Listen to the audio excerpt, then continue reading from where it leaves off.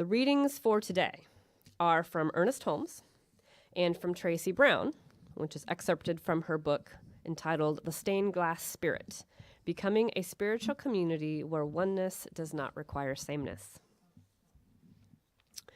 Ernest Holmes writes, "We are individual entities in a universe which furnishes the background and the foreground for each of us. But each is unique, different, yet fundamentally alike. No two people are alike, and yet all people are rooted in that which is identical." Tracy Brown writes, "Ignoring the beauty and value and uniqueness of different types of people is equivalent to ignoring God and refusing to see all the ways God shows up as humanity. We don't do it with dogs or flowers or trees or clouds or spices or nature or art. So why should we do it with humans?" So welcome to those of you that may have just arrived in the sanctuary. Last month, we talked a lot about oneness. Oneness is the relationship between the creator of all things and the things that it creates. In the context of humanity, each human being is a unique expression of the one source and can never be separated from it. Oneness, however, does not mean sameness. Diversity is a divine idea in the mind of God. Ernest Holmes says, everything in the universe is a unique individualization or expression of the one thing that is the cause of all things. No two blades of grass are alike, no two grains of sand, no two thumbprints, no two of anything are alike, and nothing ever exactly reproduces any other thing. So you get that there's over 7 billion people on the planet, and not one of them is exactly alike. It's just, it's mind-blowing. That there could be so many different combinations of all of these different things. Now, the theme for the month of April is diversity. I promote diversity and inclusion.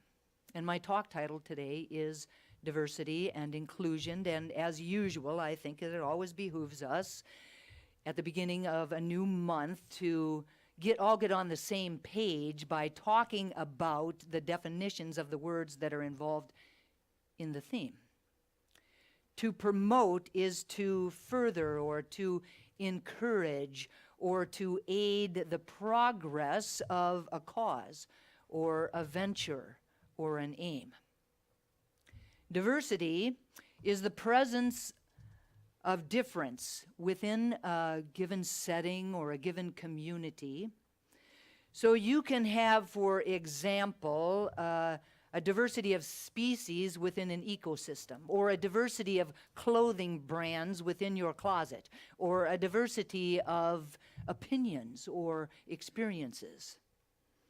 Now, for us today, diversity is the full range of human differences. Now, this is including, but not limited, certainly, to race, ethnicity, gender, gender identity, sexual orientation, age, class, physical ability or attributes, religious or ethical values, national origin, political beliefs, or other attributes. Right? And that, though these differences can be self-evident, such as the external differences that we can readily see, but how about all those differences that we don't readily see, that are more internal, such as lifestyles or personality characteristics or family composition or education? Now, these kinds of differences also imply that there are differences in worldviews or perspectives or opinions or beliefs or the many different various ways and approaches to decision making or making choices. Just to name a few, diversity includes all of the ways that we could ever in any way be different from another person. Diversity exists, and it's neither good nor bad. It just simply exists. It is. Diversity is.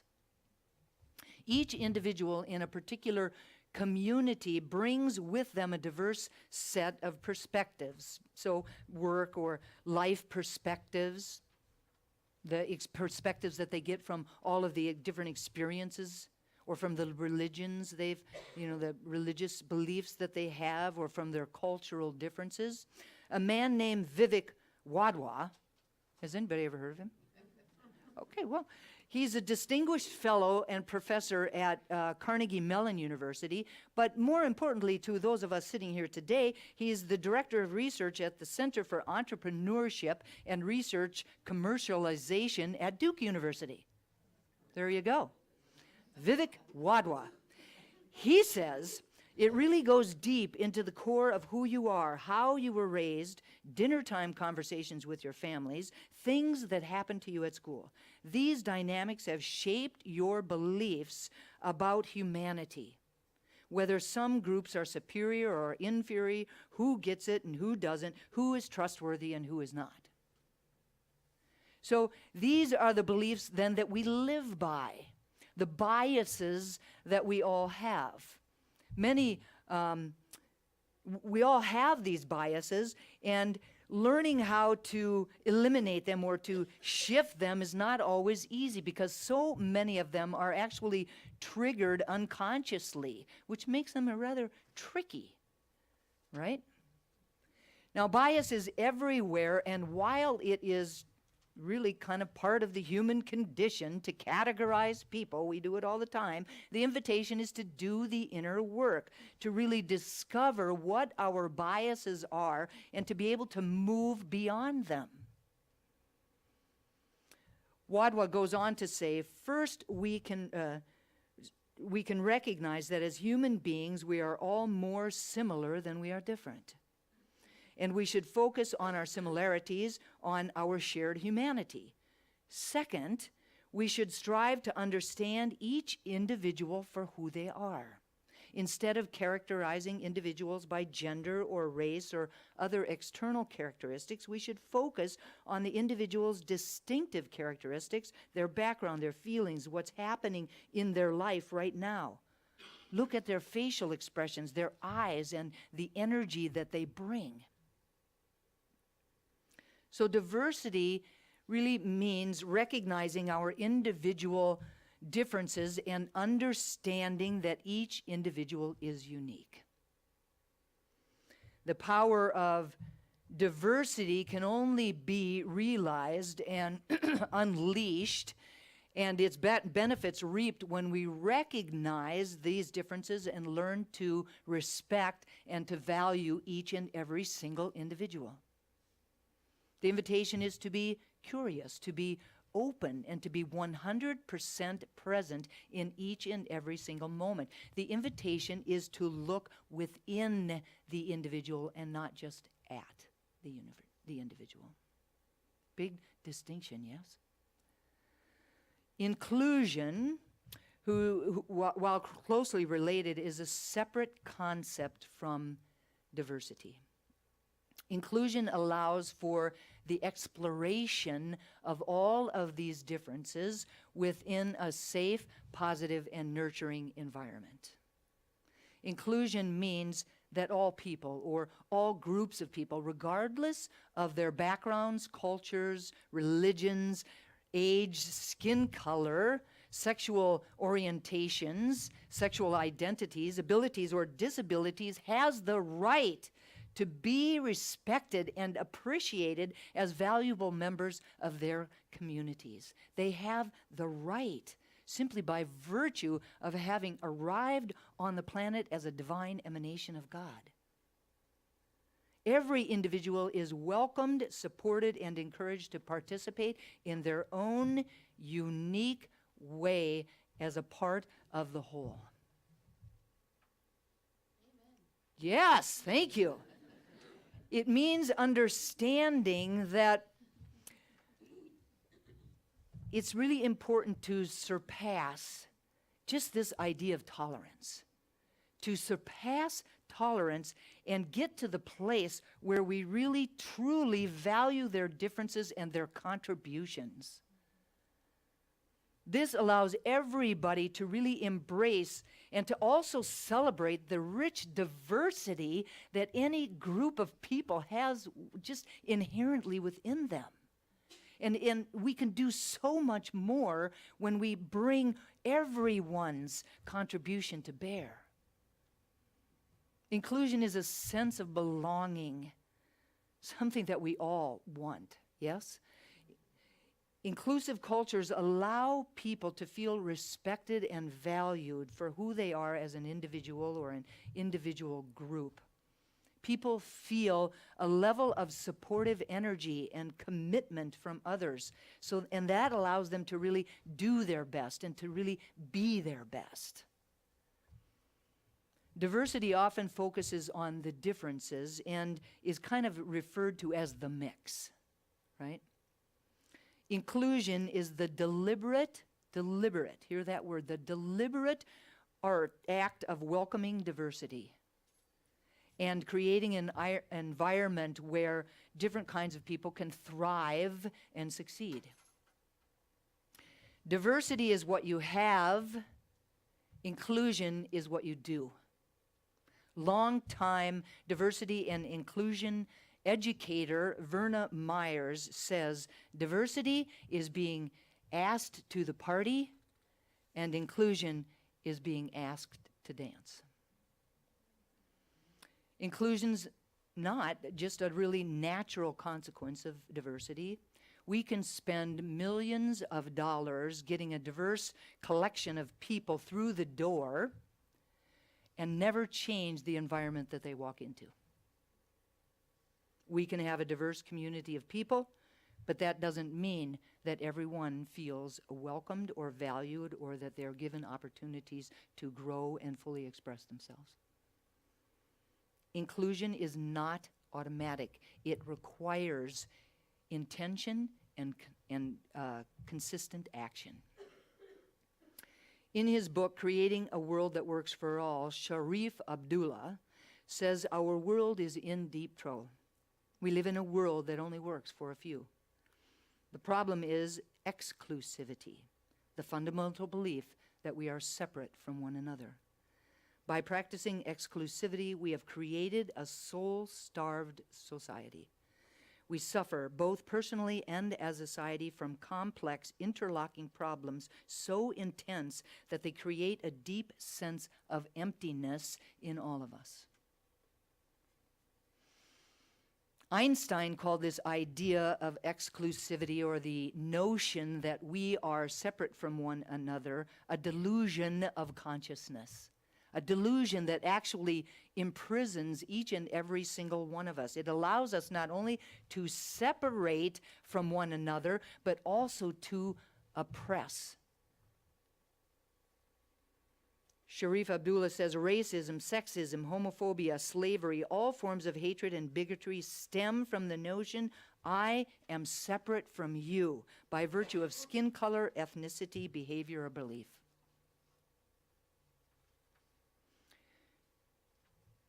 So if exclusivity is the problem, then I believe that inclusivity is the solution, the fundamental basis of a world that works for everyone. The challenge is that the changes that we so desire on a societal level don't just happen overnight. It took thousands of years to get to the place where we all are now standing. The changes that we so desire on a societal level won't just happen through a miraculous change of heart or an intellectual understanding of the challenge. We all must individually and collectively look deep into our own consciousness, into our own hearts, to discover what lies beneath our own thoughts or our own beliefs or our own feelings, our own emotions, and our own actions.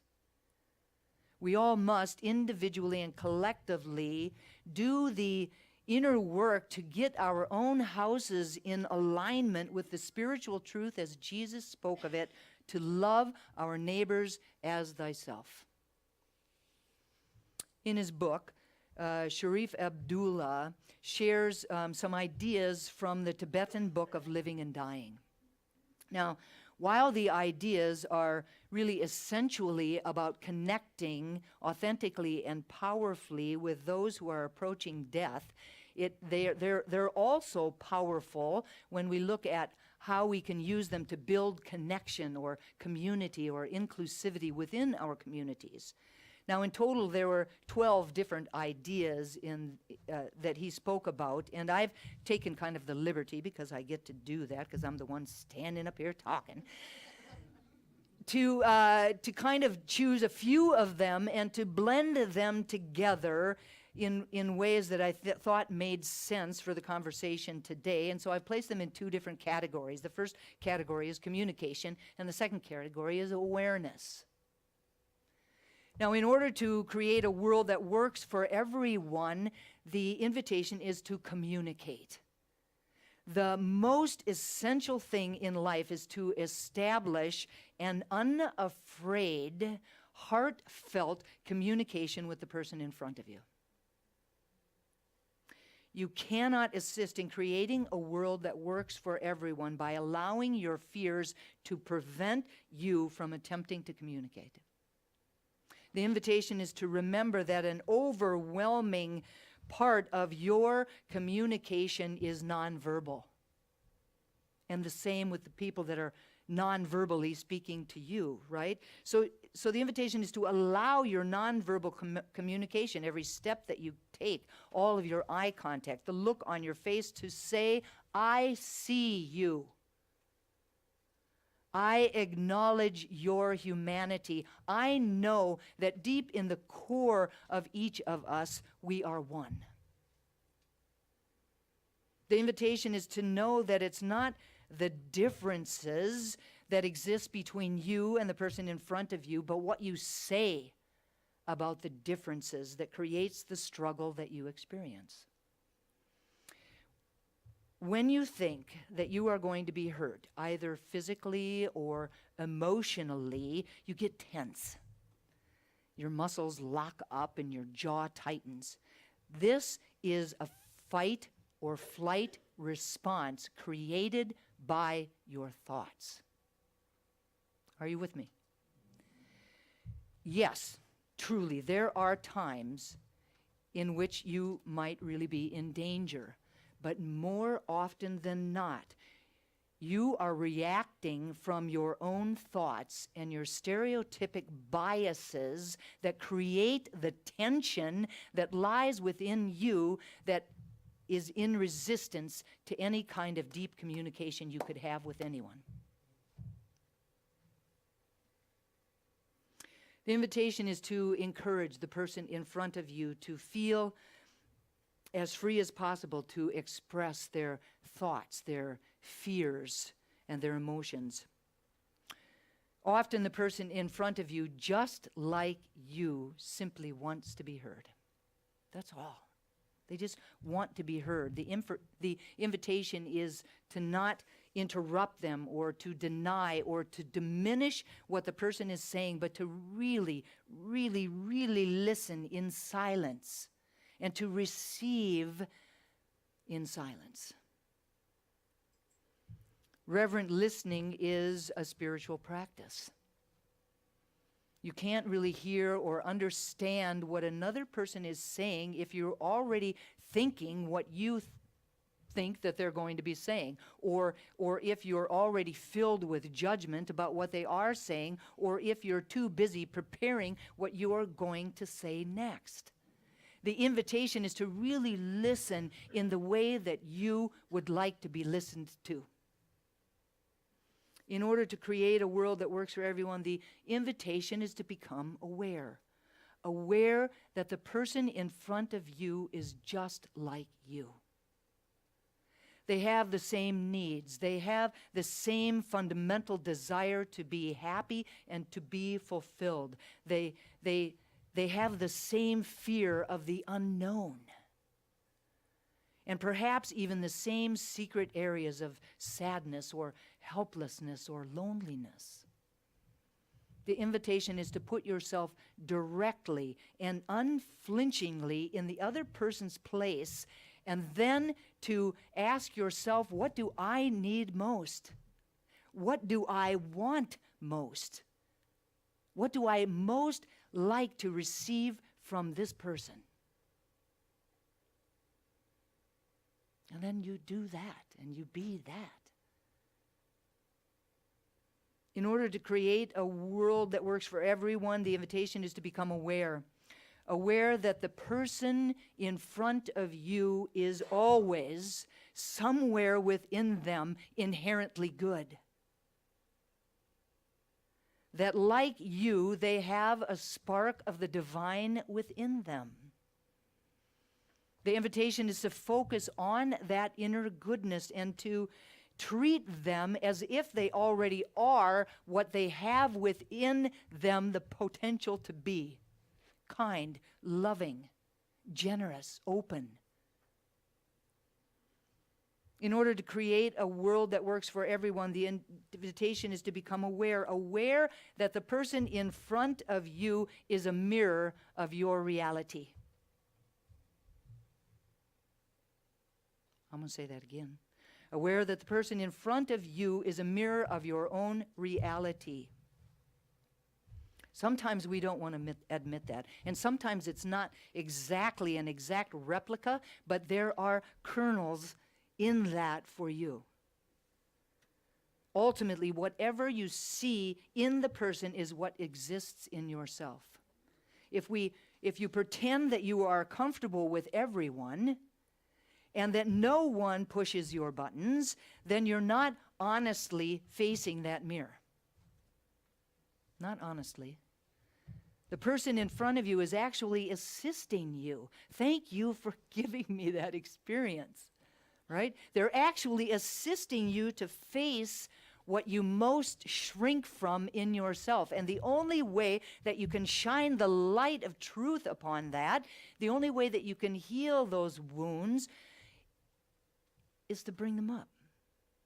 So, yay. Thank that person sitting in front of you. They're doing you a favor.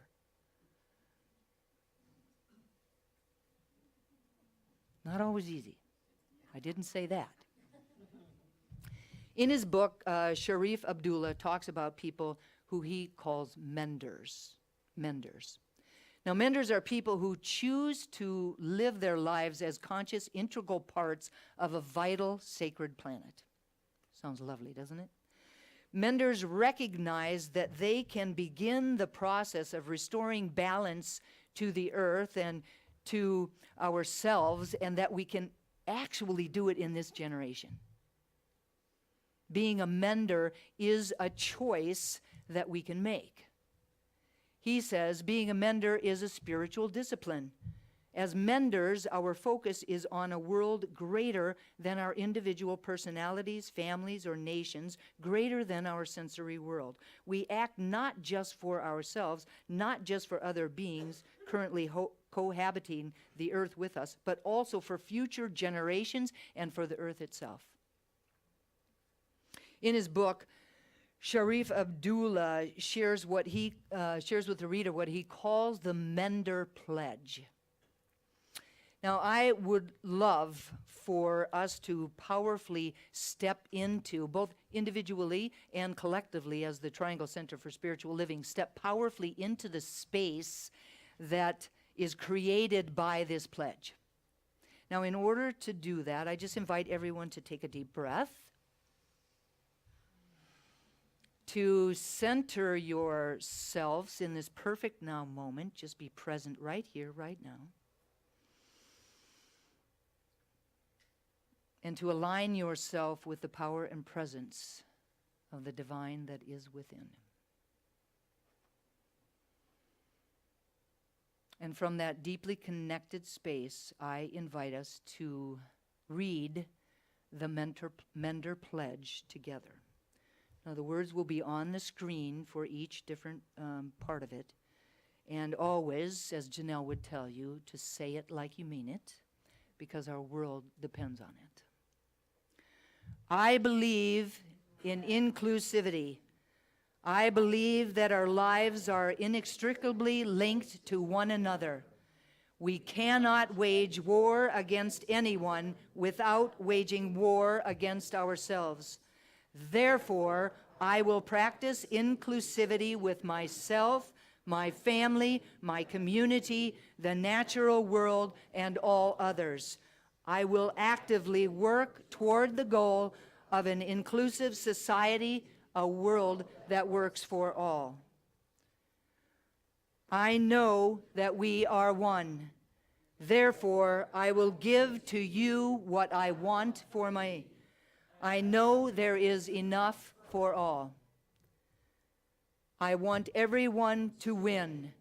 Therefore, I will work to resolve all conflicts to every party's satisfaction.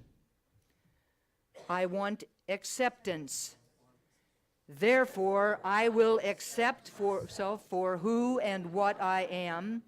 I will accept you for who and what you are, and I will accept all others for who and what they are. Even if I resist your behavior, I will accept you as a child of God, a part of the divine. I want no harm. Therefore, I will not harm myself or you or any others by thought, word, or deed.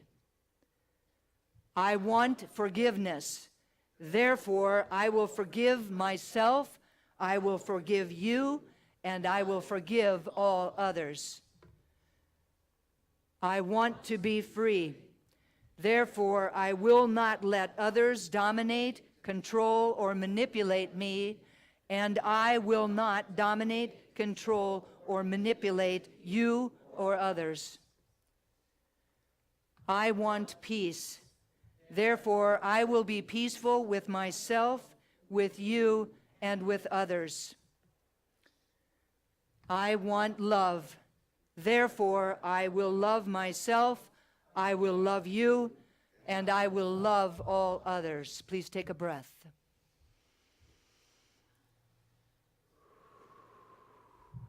Let that settle in for just a moment.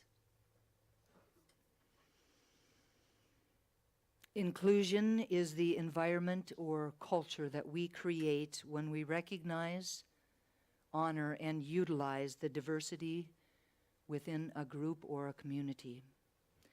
When we come from this conscious and intentional place, anything is possible. I truly believe that it is the only way that we can create a world that works for everyone. And so it is. So it is. Amen. Please turn within.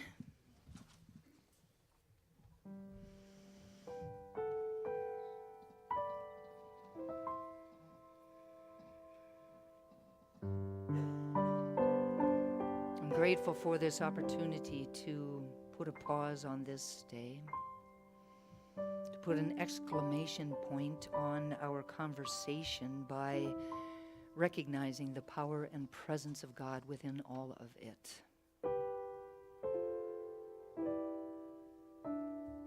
I know that there is wisdom and revelation, insight, clarity, available in every single moment by simply getting quiet enough to listen to that inner wisdom, to allow the voice of God to speak through and as us.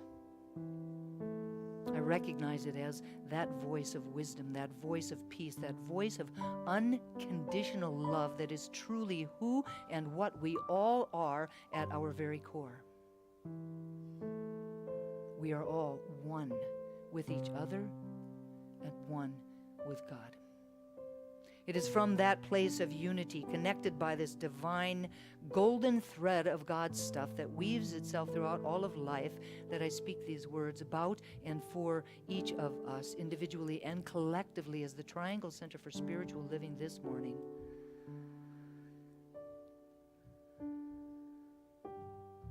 I know beyond a shadow of a doubt that we have everything that we need within us to create a world that works for everyone. That we can welcome the diversity in all life. That we can not only welcome it, but we can also appreciate it, honor it, respect it, and bring it forward in really powerful and wonderful ways, ways that touch everyone. I claim ease and grace for us as we take the time to look within, to see and discover the biases that we have within us, and to be able to heal them, to be able to sit in front of that person